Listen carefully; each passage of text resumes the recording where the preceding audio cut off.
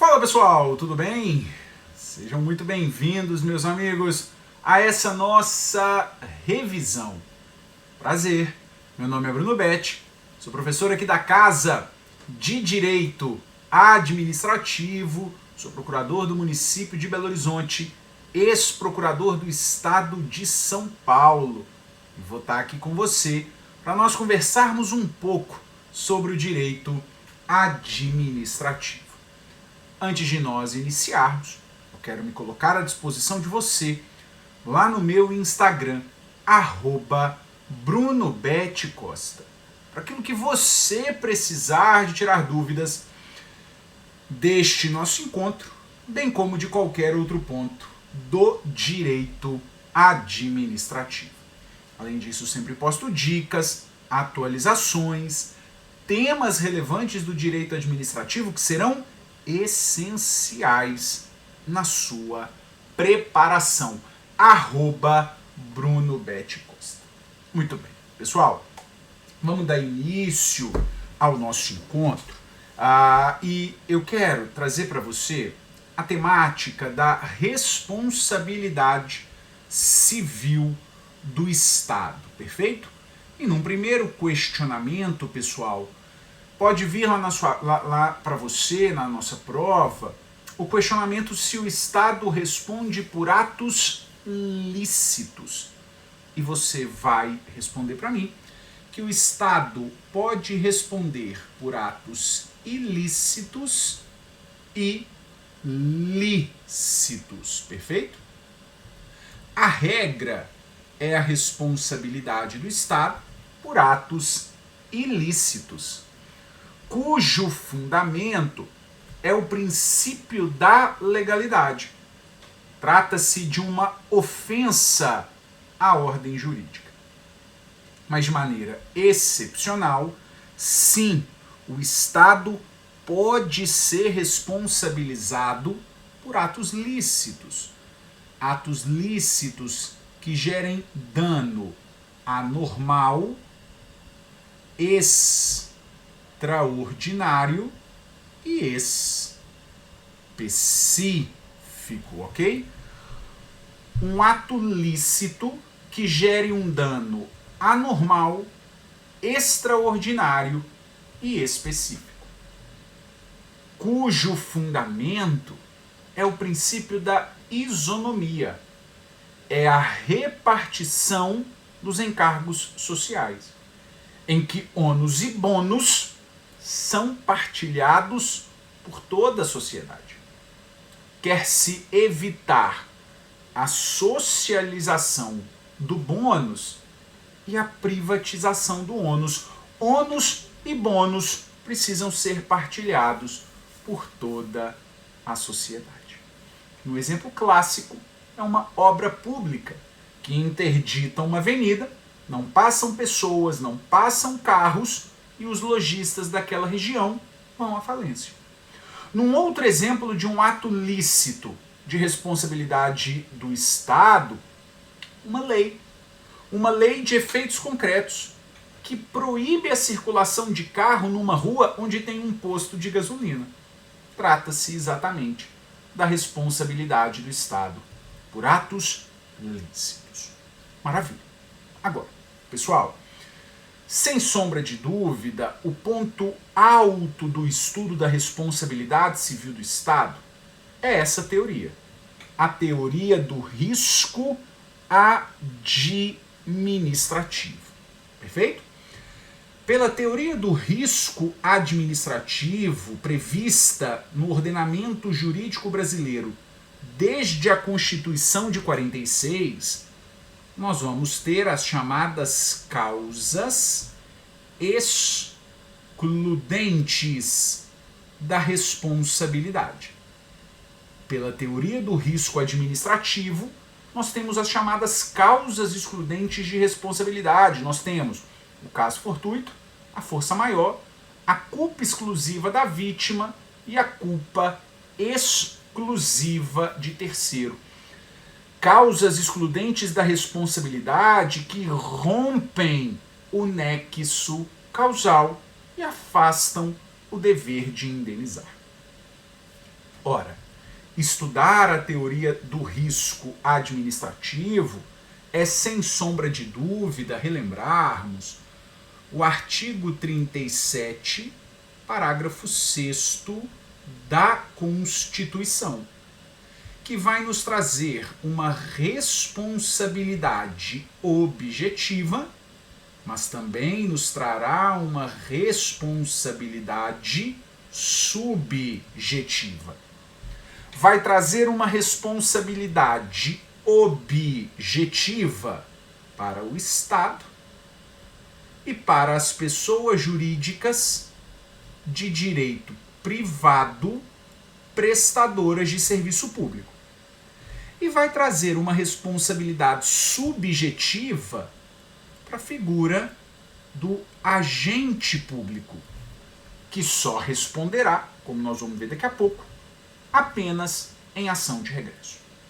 Então nós temos responsabilidade objetiva para as pessoas jurídicas de direito público, nós estamos falando do próprio Estado, e das de direito privado prestadoras de serviço público, e responsabilidade subjetiva para a figura do agente público. Preste atenção, pessoal. Responsabilidade objetiva, você vai falar isso para o seu examinador, é aquela que precisa de 3 elementos: conduta, dano e o nexo causal, sendo prescindível, dispensável, o elemento subjetivo, o dolo ou a culpa, que é exatamente o elemento necessário na responsabilidade subjetiva. Na responsabilidade subjetiva, além da conduta, além do dano, além do nexo, eu preciso do dolo ou ao menos da culpa. Perfeito? Maravilha. Pessoal, estudarmos a responsabilidade civil do Estado é, sem sombra de dúvida, passarmos nos julgados mais importantes do Supremo Tribunal Federal e do Superior Tribunal de Justiça sobre o tema. E eu sei que você sabe, mas eu preciso revisar com você isso aqui, esses 2 julgados sobre a bala perdida atingindo um terceiro em operações policiais. Num conflito armado entre bandidos e policiais, troca de tiros, uma bala perdida atinge, matando, lesionando um terceiro. Vai dizer o STF que no caso de vítima atingida por projétil de arma de fogo durante uma operação policial, é dever do Estado, em decorrência da responsabilidade objetiva, provar a exclusão do nexo entre o ato e o dano, pois ele, nexo, é presumido. Presume-se o nexo em desfavor do Estado e ensejará a responsabilidade do Estado. Para complementar esse julgado, esse outro agravo em RE, que diz que o Estado é responsável na esfera civil por morte ou ferimento decorrente de operações de segurança pública nos termos da teoria do risco administrativo e não nos termos da teoria do risco integral. Teoria do risco administrativo e não da teoria do risco integral. Significa dizer que há a possibilidade de excludente de responsabilidade e que essas excludentes de responsabilidade, o ônus probatório é do ente federativo. É ônus probatório do ente demonstrar eventuais excludentes de responsabilidade civil. Lembre que a perícia inconclusiva sobre a origem de disparo fatal durante as operações policiais e militares não é suficiente por si só para afastar a responsabilidade do Estado por constituir elemento indiciário. Maravilha.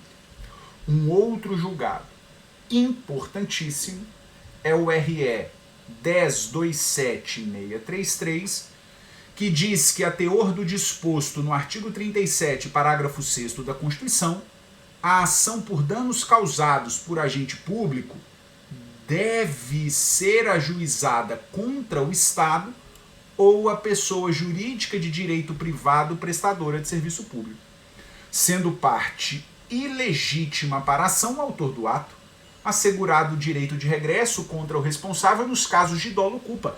Nós temos aqui exatamente a teoria da dupla garantia.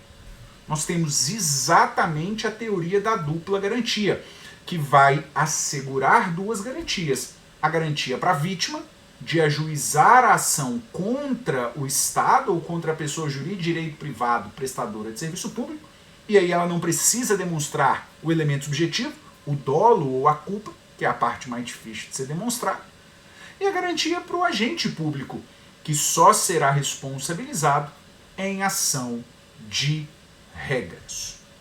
Maravilha. Outro julgado, importantíssimo, tem cara de prova, esse recurso especial que entendeu pela aplicação da teoria da perda de uma chance a responsabilidade do Estado por erro médico. Diz o STJ, aplica-se a responsabilidade civil pela perda de uma chance no caso de atuação dos profissionais médicos que não observam orientação do Ministério da Saúde, retirando do paciente uma chance concreta e real de ter um diagnóstico correto e de alcançar as consequências normais que dele se poderia esperar. Veja, pessoal, o caso, eu sempre trago o caso julgado pelo STJ porque ele é muito emblemático, muito triste, muito forte, que faz com que você não esqueça. Um bebê que nasceu prematuro, teve todos os cuidados necessários, até que atingiu uma idade, foi liberado para casa, ok, tudo correto. Em casa apresentou quadro de febre, tosse, vômito, diarreia, foi para o hospital, diagnosticado, classificado como urgência. Só que os médicos apenas medicaram e mandaram o bebê para casa, enquanto o protocolo do Ministério da Saúde determinava a internação daquele bebê. Esse bebê foi para casa, ele foi a óbito no outro dia. O STJ entendeu a aplicação da teoria da perda de uma chance. Perfeito? Maravilha. Outro julgado, e aí a gente fecha a revisão de responsabilidade civil do Estado, este recurso especial que entende que concessionárias de rodovia respondem independentemente da existência de culpa pelos danos oriundos de acidentes causados pela presença de animais domésticos nas pistas de rolamento, aplicando-se as regras do CDC e da lei das concessões. Perfeito? Então, trata-se de responsabilidade da concessionária, responsabilidade objetiva, aplicação do princípio da primazia do interesse da vítima, que decorre da solidariedade. Impõe a reparação dos danos independentemente da identificação do proprietário do animal. E preste muita atenção, o dever de fiscalização dos entes públicos não afasta a responsabilidade civil das concessionárias. Maravilha. Pessoal, vamos para o tema que, na minha visão, hoje é o mais importante de direito administrativo e fatalmente estará na sua prova. Nós estamos falando da temática da improbidade administrativa. E eu quero começar com você do ponto 1 de conceitos e comentários iniciais para te relembrar que a improbidade administrativa é uma imoralidade qualificada. É uma situação de enorme gravidade. A improbidade é uma imoralidade qualificada. É uma situação de enorme gravidade. Nem todo ato ilegal será ato de improbidade. A improbidade exige os elementos necessários para a configuração. Qual a natureza jurídica do ato de improbidade e da ação de improbidade? O ato de improbidade é um ilícito civil, ao passo que a ação de improbidade é uma ação de natureza civil. É uma ação civil, a ação de improbidade. E é um ato, é um ilícito civil, o ato de improbidade. Bruno, mas o artigo 17D da Lei 8429, redação dada pela 14.230, diz que a ação de improbidade não é civil. E você está me dizendo que é uma ação civil. Sim, porque o Supremo Tribunal Federal estabeleceu que a Lei 14.230 não tem o poder de desnaturar a natureza civil da ação de improbidade. Então é uma ação civil. E por isso não há que se falar em foro por prerrogativa de função nas ações de improbidade. Agora, pessoal, fatalmente, o ponto mais importante sobre a temática da improbidade, a grande discussão, é a aplicação retroativa ou não da revogação da modalidade culposa do ato de improbidade. E aí, o Supremo Tribunal Federal, no agravo em RE 843989, entendeu que, de fato, é necessária a comprovação da responsabilidade subjetiva para a tipificação dos atos de improbidade, exigindo-se nos artigos 9º, 10 e 11 a presença do elemento subjetivo dolo. E não é qualquer dolo, é o dolo específico. É o dolo com o fim de alcançar o resultado pretendido. Não há mais que se falar em dolo genérico. Bom, veja. Com base nesse entendimento de que é necessário de fato dolo e não há mais a culpa, neste agravo em RE, o Supremo estabeleceu como marco para verificar a aplicação retroativa ou não o trânsito em julgado. E o Supremo disse que a norma benéfica da 14.230, a revogação da modalidade culposa, é irretroativa, não tendo incidência em relação à eficácia da coisa julgada, nem tampouco durante o processo de execução das penas e de seus incidentes. Portanto, para o Supremo Tribunal Federal, com base nesse julgado, se o sujeito praticou um ato culposo antes da Lei 14.230 e houve trânsito em julgado antes, o sujeito responderá por aquele ato culposo. Todavia, vai dizer o Supremo que a nova lei aplica-se aos atos de improbidade culposos praticados na vigência do texto anterior, porém sem condenação transitada em julgado, em virtude da revogação expressa do tipo culposo, devendo o juiz competente analisar eventual dolo por parte do agente. Então, o Supremo está dizendo o seguinte: se o sujeito praticou um ato culposo antes, veio a 14.230 e não houve trânsito em julgado, haverá aplicação retroativa da revogação da modalidade culposa. Mas cuidado, não se trata de uma aplicação automática da revogação, da retroatividade mais benéfica. Não se trata, porque o Supremo vai dizer que, como regra, na verdade, se aplica o princípio do tempus regit acto, aplicando a lei vigente ao tempo do cometimento da infração. Por isso, quando houver trânsito em julgado antes, aplica a lei anterior, tempus regit acto. Mas não havendo trânsito em julgado, eu aplico retroativamente, mas não de maneira automática. O juiz deve analisar a presença ou não do dolo por parte do agente. Perfeito?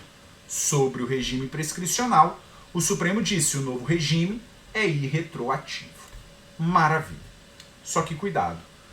O Supremo, posteriormente, enfrentou o RE 656558 e disse que o dolo é necessário para a configuração de qualquer ato de improbidade, de modo que é inconstitucional a modalidade culposa do ato de improbidade em sua redação originária. Presta atenção. Esse segundo julgado cai em prova toda hora. Ele ainda não transitou em julgado, embora ele já tenha sido publicado, informativo, por aí vai. Ele está sob embargos de declaração, exatamente para enfrentar o conflito que ele gera com o anterior. Houve ou não uma superação da questão do trânsito em julgado? Porque se entende inconstitucional a modalidade culposa desde a sua origem, teoricamente, o julgado anterior está superado. Para a prova, demonstre os dois posicionamentos ou aquilo que o examinador propuser para você. Se for a questão de trânsito em julgado, é o julgado anterior. Se for a questão da inconstitucionalidade desde a origem, é esse julgado aqui. Veja o que está sendo proposto. Maravilha. Trago para você os chamados sujeitos do ato de improbidade. E o primeiro, o chamado sujeito passivo, aquele que sofre o ato de improbidade. A lei vai dizer, nos termos do artigo 1º, parágrafo 5º, que são sujeitos passivos o executivo, o legislativo, o judiciário, a administração direta e indireta. Também são sujeitos passivos as entidades privadas que recebam subvenção, benefício, incentivo fiscal ou creditício de entes públicos ou governamentais. E também são sujeitos passivos, mas aqui na modalidade sujeitos passivos secundários, aqueles que, independentemente de integrar a administração indireta, são entidades privadas para cuja criação ou custeio o erário haja concorrido ou concorra no seu patrimônio ou receita atual. E por que esses são considerados sujeitos passivos secundários? Veja, porque limita-se o ressarcimento de prejuízos à repercussão do ilícito sobre a contribuição dos cofres públicos. Pessoal, muito cuidado, que para essas entidades agora não há mais a diferença se a contribuição estatal foi superior ou inferior a 50% do patrimônio da receita atual, como havia na redação anterior. Então esses são os sujeitos passivos, aqueles que sofrem o ato de improbidade.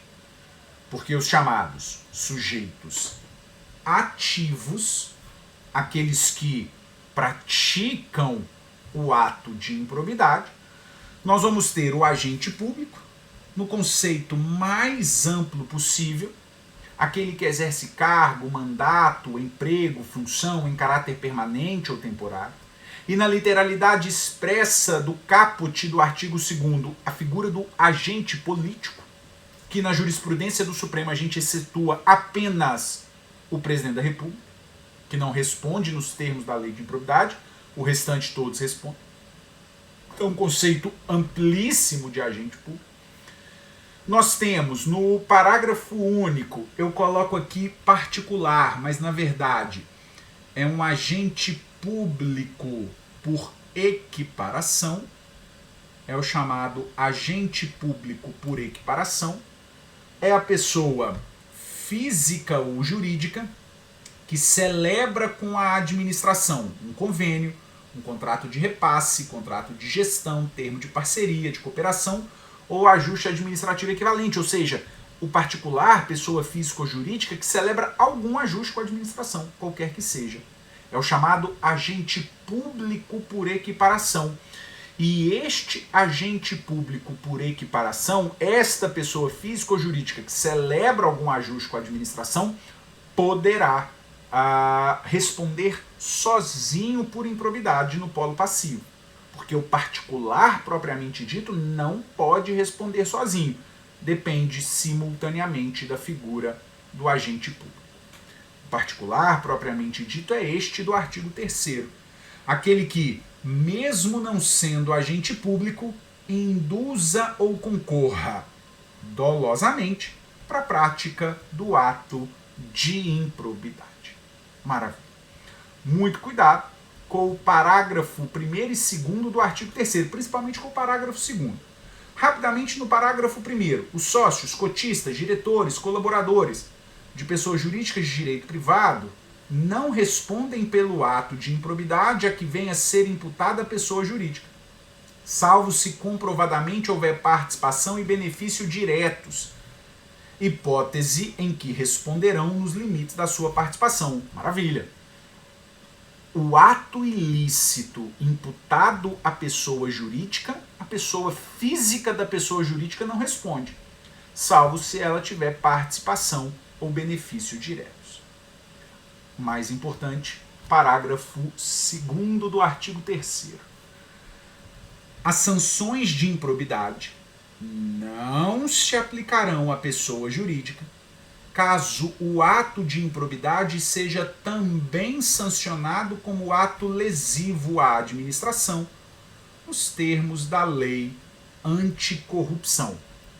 As sanções de improbidade não se aplicarão à pessoa jurídica, caso o ato de improbidade seja também sancionado como ato lesivo. As sanções, porque de acordo com o STJ, com esse recurso especial, a utilização conjunta da 8429 e da Lei Anticorrupção para fundamentar uma mesma ação civil não configura por si só violação ao princípio da vedação ob bis in idem. Eu não posso ter o duplo sancionamento, mas eu posso ter um processo com base nas duas legislações.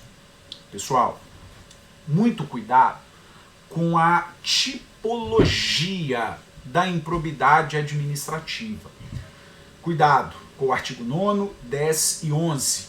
Estou falando respectivamente de enriquecimento ilícito, de lesão ao erário e de violação a princípios. Lembre comigo, pessoal, que o enriquecimento ilícito tem que ser uma ação e uma ação dolosa. Já na lesão ao erário e na violação a princípios, uma ação ou omissão necessariamente dolosas. Que no enriquecimento ilícito e na lesão ao erário, o rol é exemplificativo. Na violação a princípios, o rol é taxativo. Muito cuidado no artigo 10, que é a lesão ao erário. Só há ato de improbidade, nos termos do artigo 10, se houver dano patrimonial efetivo. Só há ato de improbidade, nos termos do artigo 10, se houver dano patrimonial efetivo. Não há mais que se falar em dano presumido, em dano in re ipsa. Então, muito cuidado. Para configurar uma contratação direta, uma fraude à licitação, para configurar ato de improbidade, tem que gerar dano patrimonial efetivo. Chamo muita atenção para você no artigo 11, esses dois incisos, o 11 e o 12. Artigo 11, inciso 11, traz o conceito de nepotismo, que é igual ao da súmula vinculante 13 do STF. A nomeação de cônjuge, companheiro, parente, na linha reta colateral por afinidade até o 3º grau, para cargos em comissão e funções de confiança, incluindo as designações recíprocas, ato de improbidade e ato de improbidade que viola princípios. Cuidado com o artigo 37, inciso 12. O desrespeito ao artigo 37, parágrafo 1º da Constituição é ato de improbidade. Ou seja, a chamada publicidade institucional indevida. A publicidade institucional indevida. aquela que gera promoção pessoal de agente ou de autoridade. É ato de improbidade, que viola princípios. E aí, muito cuidado com as sanções de improbidade. Sanções previstas lá no artigo 12. Não há, na violação a princípios, e nunca houve, perda dos bens ou valores. Nunca houve e continua não havendo. Cuidado que agora, na violação a princípios, não há mais nem perda da função, nem a suspensão dos direitos políticos. Na violação a princípios, há apenas duas sanções: pagamento da multa civil de até 24 vezes o valor da remuneração e a proibição de contratar com o poder público ou receber benefícios pelo prazo não superior a 4 anos. Já nos outros dois, no enriquecimento ilícito e no prejuízo ao erário, nós podemos ter todas as sanções. Nós podemos ter perda dos bens ou valores, perda da função. No enriquecimento, a suspensão dos direitos políticos é de até 14 anos, no prejuízo é de até 12, que é o mesmo prazo da proibição de contratar com o poder público. No enriquecimento, não superior a 14, no prejuízo, não superior a 12. E no enriquecimento e no prejuízo nós temos a multa civil, equivalente ao valor do acréscimo ou equivalente ao valor do dano. E é sobre essa multa civil que eu quero conversar com você. Vai dizer o STJ que na multa civil a correção monetária e os juros de mora devem incidir a partir da data do ato ímprobo e não do trânsito em julgado.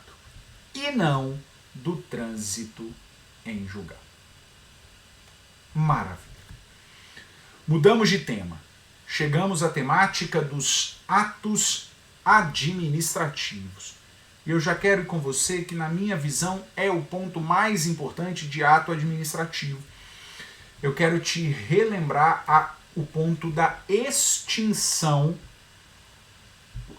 dos atos administrativos. Pessoal, nós temos 5 formas importantes de extinção. Nós temos mais formas, mas 5 as importantes: anulação, revogação. E nós temos as 3, cassação, caducidade, contraposição ou derrubada. Olha, eu respeito muito a sua inteligência. Eu não vou aqui diferenciar anulação e revogação com você. Porque eu sei que você sabe isso de trás para frente, de frente para trás. Então, eu quero te relembrar, não que você não saiba, mas eu quero te relembrar as outras 3. A cassação, a caducidade e a contraposição ou derrubada.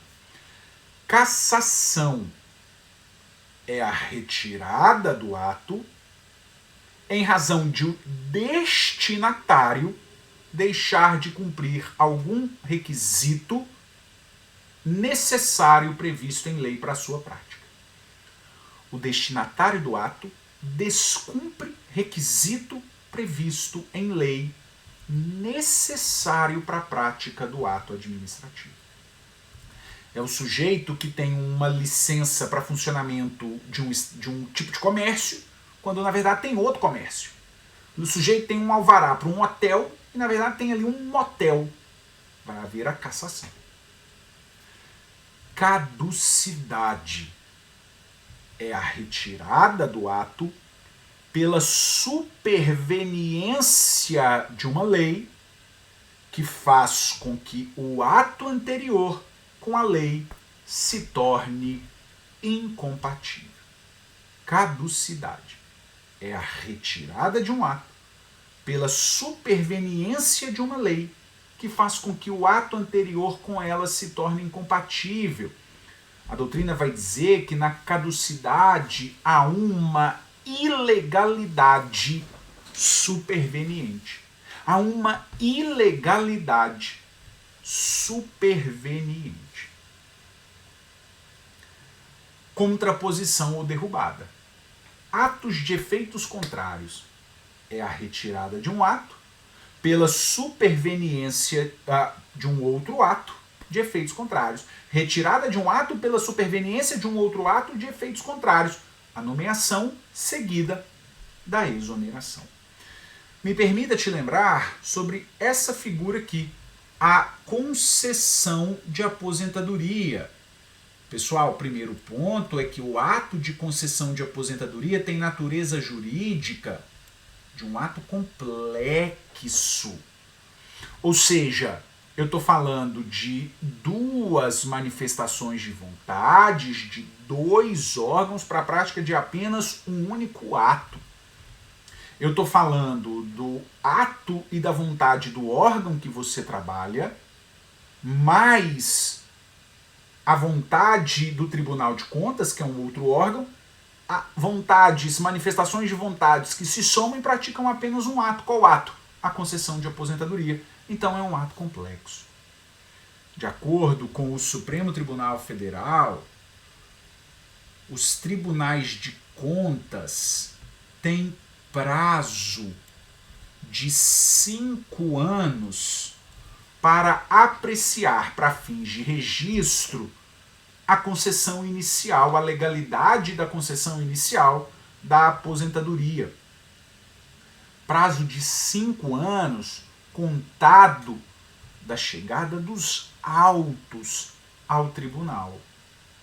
5 anos contado da chegada dos autos ao tribunal. E não do deferimento pelo órgão anterior. E preste atenção, pessoal, passados os 5 anos, o ato está tacitamente registrado. Passados os 5 anos, o ato está tacitamente registrado. Mudamos de tema. Chegamos à temática de poderes. Especificamente, eu quero estudar com você a figura do poder de polícia. Para te lembrar que o poder de polícia é o poder dever da administração de limitar direitos individuais em prol do interesse coletivo. Poder de polícia é o poder dever da administração de limitar direitos individuais em prol do interesse coletivo. O poder de polícia tem um conceito legal lá no artigo 78 do CTN. E do poder de polícia nasce a possibilidade da cobrança de taxa. É a taxa de polícia. Que eu não preciso, para ser legítima a cobrança da taxa, eu não preciso do efetivo exercício do poder de polícia. Basta a existência de um órgão estruturado. Não é preciso haver a efetiva fiscalização. Basta a existência de um órgão estruturado para legitimar o poder de polícia, a cobrança da taxa. Cuidado, o poder de polícia tem características. Eu brinco e falo que é dica. Poder de polícia é discricionário, é imperativo ou coercitivo e é autoexecutório. Discricionário, imperativo, coercitivo, autoexecutório. Como regra. Como regra é discricionário, mas de maneira excepcional o poder de polícia pode ser vinculado. Como regra é imperativo ou coercitivo, mas pode emanar atos de consentimento.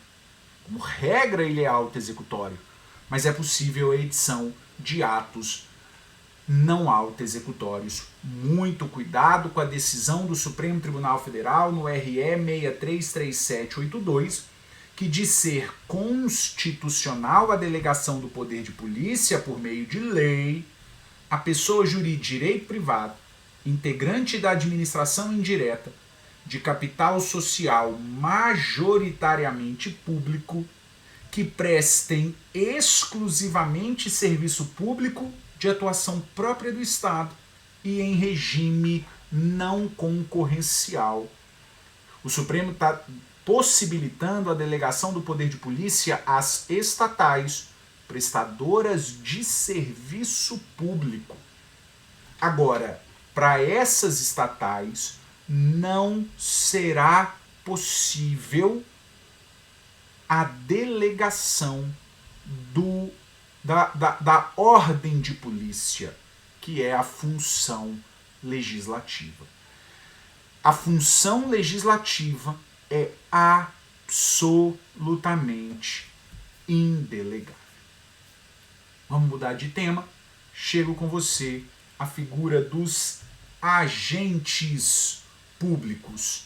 E quero conversar com você, pessoal, sobre servidores estatais, mais especificamente sobre os chamados servidores temporários.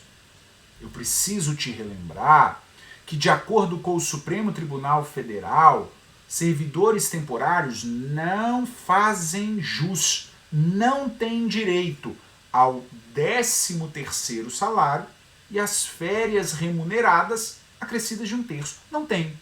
Salvo quando houver expressa previsão em lei ou no contrato, expressa previsão em lei ou no contrato, ou quando houver um desvirtuamento do Instituto com sucessivas renovações e prorrogações. Nestes casos, os servidores temporários terão direito ao 13º e às férias remuneradas mais 1/3. Nesse sentido, pessoal, o Supremo vem no RE 1500990 e diz que o regime administrativo remuneratório da contratação temporária é diverso do regime jurídico dos servidores efetivos, vedada a extensão por decisão judicial de parcelas de qualquer natureza, observado o tema 551, que é exatamente esse anterior que eu disse a você. Ou seja, servidor temporário não tem direito aos direitos de servidor de titular de cargo efetivo. Juiz não pode conceder parcelas de qualquer natureza, salvo 13º e as férias remuneradas mais 1/3, quando houver previsão em lei ou no contrato, ou quando houver o desvirtuamento do Instituto. Aproveito e trago para você a DI 7057, que diz ser inconstitucional norma de Constituição Estadual que exige a edição de lei complementar para regulamentação dos casos de contratação por tempo determinado, para atender à necessidade temporária de excepcional interesse público. Porque se você for ao artigo 37, inciso 9 da Constituição, lá vai dizer que a lei estabelecerá os casos de contratação por prazo determinado. A lei, e essa lei é uma lei ordinária. Não poderá uma Constituição estadual exigir lei complementar. Viola o princípio da simetria, viola o princípio democrático. Mas o Supremo entendeu, por sua vez, ser constitucional a lei de que a lei de contratação temporária estabeleça um período de quarentena para a recontratação de um profissional para atender o mesmo serviço. É possível estabelecer um período de quarentena para que aquele sujeito não possa ser recontratado para a mesma função após um certo período. Constitucional, o período de quarentena. Ora, pessoal, preciso te relembrar sobre o RJU, o Regime Jurídico Único, a ADI 2135, em que o Supremo disse é constitucional por não ter violado o devido processo legal legislativo a revogação pela emenda 19 da redação original do artigo 39 da Constituição, que previa, no âmbito de União, Estados, DF e dos municípios, a instituição do regime jurídico único para os servidores da direta, das autarquias e das fundações públicas. O Supremo entendeu ser constitucional o fim do regime jurídico único. Muito importante, entendimento também do Superior Tribunal de Justiça, no agravo em recurso especial, de que o critério de orientação para a confirmação do direito à concorrência especial há de se fundar no fenótipo e não meramente no genótipo, na ancestralidade do candidato. Os critérios para vagas de negros, de pardos, o critério é o critério do fenótipo e não do genótipo e não da ancestralidade. Perfeito? Muito bem, preciso trazer para você ADI 3228, que vai dizer o seguinte, olha, desde que respeitado o teto, o regime remuneratório de subsídio é compatível com o pagamento de gratificações pelo exercício de cargos em comissão ou funções de confiança. Contudo, veda-se a incorporação dessas gratificações a subsídio ou vencimentos. Presta atenção. O subsídio é aquela parcela única, na qual é vedado o acréscimo de qualquer outra parcela remuneratória, podendo acrescer ao subsídio parcelas indenizatórias. Esse é o conceito de subsídio. A despeito disso, o Supremo está dizendo que é possível acrescer ao subsídio, desde que não ultrapasse o teto, gratificações pelo exercício de cargos em comissão e funções de confiança, não sendo possível a incorporação dessas gratificações a subsídio ou vencimentos. Quer ver uma questão dificílima na sua prova? A distinção da revisão geral e do reajuste. Nós temos o princípio da revisão geral, lá no artigo 37, inciso 10, que diz que a lei estabelecerá, anualmente, na mesma data e sem distinção de índice, a revisão geral das remunerações dos servidores. Preste atenção. A remuneração geral é para recompor a perda do poder aquisitivo da moeda. Para recompor a perda do poder aquisitivo da moeda ao longo do tempo, corroído pela inflação.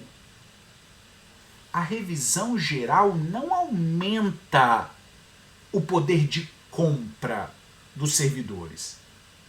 Apenas mantém o poder de compra ao longo do tempo. Presta atenção, é aqui o ponto-chave da questão. A iniciativa para a revisão geral é privativa do chefe do executivo. Privativa, revisão geral.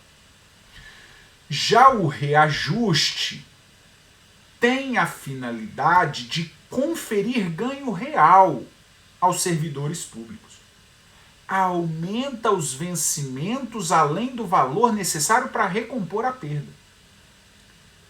A competência para o reajuste é de cada um dos poderes e dos órgãos com autonomia administrativa, financeira e orçamentária. Não é privativa do chefe do executivo. O reajuste geral é. A revisão geral é. O reajuste que dá um ganho na remuneração é de cada um do poder, de cada um dos chefes dos poderes. Perfeito? Cuidado. ADI 7402 diz ser inconstitucional a inclusão de verbas remuneratórias como exceção ao teto. A natureza remuneratória ou indenizatória de determinado valor decorre da investigação e da identificação do fato gerador que enseja a sua percepção. O que é o caso aqui, pessoal? Muito simples. O que o Supremo está dizendo é, eu não posso dar o nome de abacaxi àquilo que é banana. Eu não posso falar que determinada verba é indenizatória quando, na verdade, ela ostenta caráter remuneratório. Inconstitucional fazer isso. Muito bem. Pessoal, com isso, eu fecho com você essa nossa revisão. Mais uma vez, me coloco à disposição de você lá no meu Instagram, @BrunoBetCosta, para aquilo que você precisar de tirar dúvidas deste nosso encontro, bem como de qualquer outro ponto do direito administrativo. Me permita divulgar o meu manual de direito administrativo, publicado pela editora GEM, pela editora Método, ideal para sua preparação extremamente completa. Vai te ajudar em todas as fases de qualquer concurso. Busque no lugar onde estiver mais barato, muito possivelmente na Amazon. Muito bem, pessoal. Então, mais uma vez, agradeço a você a presença. Fiquem com Deus. Uma ótima prova. Tchau, tchau.